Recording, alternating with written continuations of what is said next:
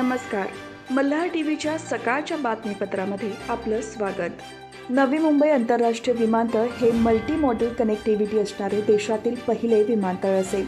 या विमानतळावरून मार्च 2025 मध्ये पहिल्या विमानाचे टेक ऑफ होईल असा विश्वास नागरी विमान वाहतूक राज्यमंत्री मुरलीधर मोहोळ यांनी व्यक्त केला आहे. केंद्रीय नागरी विमान वाहतूक मंत्री किंजरापू राममोहन नायडू यांच्यासोबत मोहोळ यांनी शनिवारी विमानतळ प्रकल्पाला भेट देऊन कामाचा आढावा घेतला. विमानतळाला स्वर्गीय दिबा पाटील यांचे नाव देण्याबाबत त्यांनी सकारात्मक भूमिका व्यक्त केली आहे. विमानतळ प्रकल्पासाठी वेगवेगळ्या संस्था काम करत असून तिची जबाबदारी आखून दिली आहे. त्या दृष्टीने काम सुरू आहे. रखडलेल्या या प्रकल्पाच्या कामाने वेग घेतला आहे. त्याचा पहिला टप्पा मार्च 2025 मध्ये पूर्ण करण्याचा निर्धार केंद्र शासनाने केला आहे. नवी मुंबई विमानतळ 5 टप्प्यात उभारले जाणार आहे. टप्पा क्रमांक 1 आणि 2 एकत्रित पूर्ण केले जाणार आहे. यात 1 टर्मिनल आणि 1 रनवे असणार आहे. 31 मार्च 2025 पर्यंत हा टप्पा व्यावसायिक वापरासाठी खुला होईल. या अंतर्गत 2 कोटी प्रवासी प्रवास करू शकतील असा अंदाज आहे.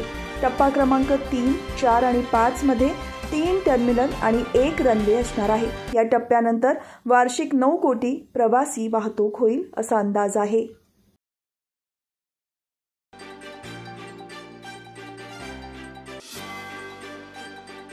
हवामान विभागाने रायगड जिल्ह्यात अतिमुसळधार पावसाचा इशारा दिला आहे. तसेच गेले 2 दिवसापासून पनवेल महापालिका क्षेत्रात जोरदार पर्जन्यवृष्टी होत असून शनिवारी 155 मिलीमीटर पाऊस महापालिका क्षेत्रात झाला. या पार्श्वभूमीवर महापालिका प्रशासन अलर्ट मोडवर असून पाणी साठणाऱ्या भागावर अधिक लक्ष केंद्रित केले आहे. तसेच सर्व यंत्रणेला सुसज्ज राहण्याचे निर्देश आयुक्त मंगेश चितळे यांनी दिले आहेत. जोरदार पावसाच्या पार्श्वभूमीवर आयुक्तांनी सर्व प्रभाग अधिकाऱ्यांना 24 तास सतर्कता बाळगण्याच्या सूचना आयुक्तांनी दिल्या आहेत. तसेच दर तासाला पाणी साठणाऱ्या भागाचे अपडेट्स देण्याविषयी सूचित केले आहे. दरम्यान नागरिकांची सुरक्षितता आणि काळजी घेण्यासाठी महापालिका तत्पर असून कोणत्याही परिस्थितीत नागरिकांनी घाबरून जाऊ नये असे आवाहन आयुक्त मंगेश चितळे यांनी केले आहे.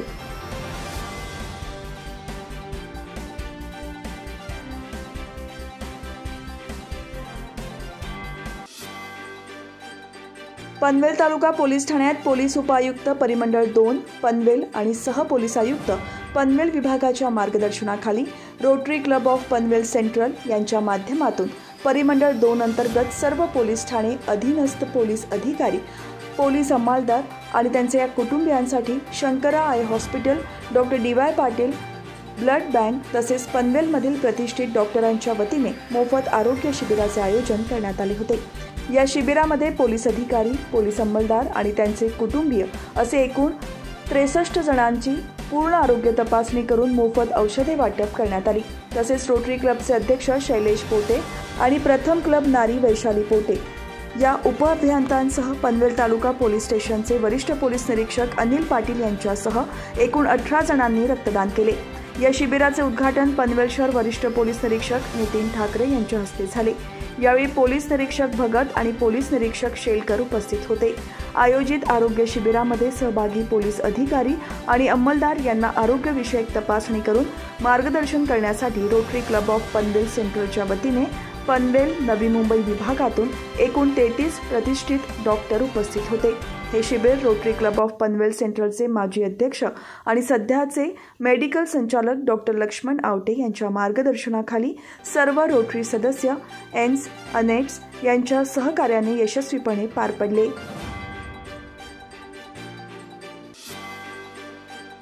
विद्यार्थ्यांच्या आईवडिलांनी आपले आचरण आदर्शवत ठेवले पाहिजे, कारण त्यांचेच अनुकरण मुले करत असतात. त्यातूनच पिढी घडते, असे प्रतिपादन रायगड जिल्हा परिषदेच्या माध्यमिक विभागाचे शिक्षणाधिकारी महारुद्र नाळे यांनी विद्यार्थी गुणगौरव सोहळ्यात केले. जनार्दन भगत शिक्षण प्रसारक संस्थेच्या नवीन पनवेल येथील चांगोकाना ठाकूर माध्यमिक आणि उच्च माध्यमिक विद्यालयात संस्थेचे श्रद्धास्थान स्वर्गीय चांगोकाना ठाकूर यांच्या पुण्यतिथीचे औचित्य साधून 10वी आणि 12वीच्या बोर्ड परीक्षेत तसेच शिष्यवृत्ती परीक्षेत विशेष प्रावीण्य संपादन करणाऱ्या गुणवंत विद्यार्थ्यांचा गौरव सोहळा आयोजित करण्यात आला होता. संस्थेचे चेअरमॅन माजी खासदार लोकनेते रामशेठ ठाकूर यांच्या अध्यक्षतेखाली झालेल्या या सोहळ्यास संस्थेचे अध्यक्ष अरुण शेठ भगत, व्हाईस चेअरमन वाय.टी. देशमुख, सचिव डॉक्टर एस.टी. गर्दे, माजी नगरसेवक ॲडव्होकेट मनोज भुजबळ, माजी नगरसेविका राजश्री वावेकर, सुशीला खरत, वृषाली वाघमारे यांच्यासह मुख्याध्यापक, प्राचार्य, शिक्षक आणि विद्यार्थी उपस्थित होते.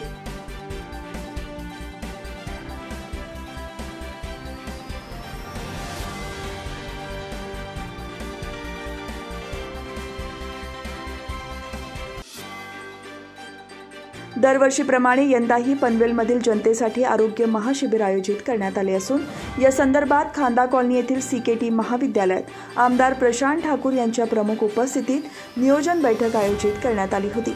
यावेळी या शिबिरासंदर्भात विचारविनिमय करण्यात आला. श्री रामशेठ ठाकूर सामाजिक विकास मंडळ पनवेल, भारतीय जनता पक्ष पनवेल आणि रायगड जिल्हा मेडिकल असोसिएशन यांच्या संयुक्त विद्यमाने सामाजिक बांधिलकी म्हणून पनवेल तालुका आणि शहरातील गरीब गरजूंसाठी विनामूल्य आरोग्य तपासणी तसेच औषधोपचार महाशिबिराचे आयोजन 4 ऑगस्टला CKT महाविद्यालयात करण्यात आले आहे. या संदर्भात नियोजन बैठक झाली.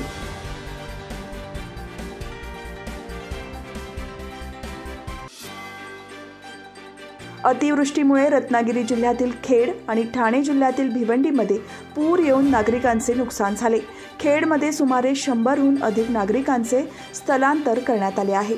खेड तालुक्यात झालेल्या पावसामुळे जगबुडी नदीला पूर आला. नदीचे पाणी शहरात घुसले, त्यामुळे अनेकांचे संसार उघड्यावर पडले. जगबुडी नदीसोबतच नारंगी नदीला देखील पूर आला, तर संगमेश्वरमधील गड नदीला पूर येऊन पाणी बाजारपेठेत शिरले. रत्नागिरी जिल्ह्यात गेले 4 दिवस मुसळधार पाऊस सुरू असून जिल्ह्यातील बहुतेक नद्यांनी धोक्याची पातळी ओलांडली आहे. मुसळधार पावसाचा फटका भिवंडीलाही बसला. कामवारी नदीला पूर आल्याने शहरासह ग्रामीण भागात देखील हाहाकार उडाला. खाडीपार परिसरात अनेक घरांमध्ये पाणी शिरले. तीनबत्ती, भाजी मार्केट, ईदगाह रोड परिसरातही पावसाचे पाणी साचले होते.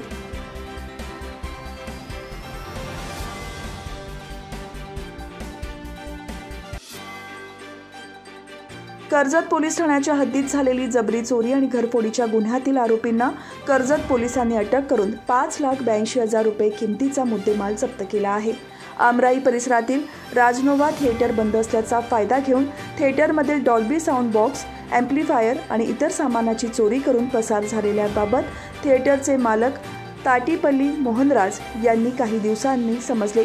त्यांनी पोलीस ठाण्यात तक्रार केली.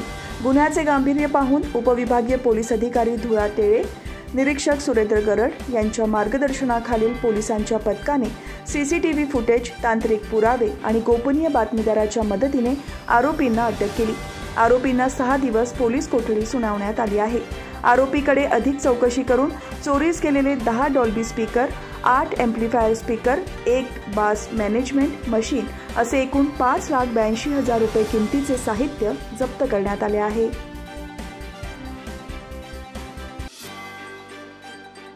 राज्यातील महिलांच्या सक्षमीकरणासाठी, आर्थिक स्वातंत्र्य, त्यांचे आरोग्य, पोषणात सुधारणेसाठी आणि बळकटीकरणासाठी राज्य शासनाने मुख्यमंत्री माझी लाडकी बहीण ही महत्त्वाकांक्षी योजना सुरू केली आहे.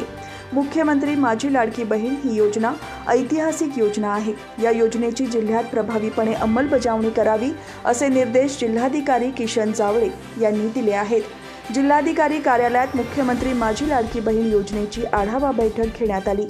या बैठकीला मुख्य कार्यकारी अधिकारी डॉक्टर भरत बास्तेवार, अप्पर जिल्हाधिकारी सुनील थोरवे, उपजिल्हाधिकारी रवींद्र शेळके यांच्यासह अधिकारी उपस्थित होते. महिला आणि बालकल्याण निर्मला कुचिक, जिल्हा महिला आणि बालविकास अधिकारी विनीत म्हात्रे, जिल्हा प्रशासन अधिकारी श्याम कोशेट्टी, अलिबाग नगर परिषद मुख्याधिकारी अंगाई साळुंखे आदी उपस्थित होते.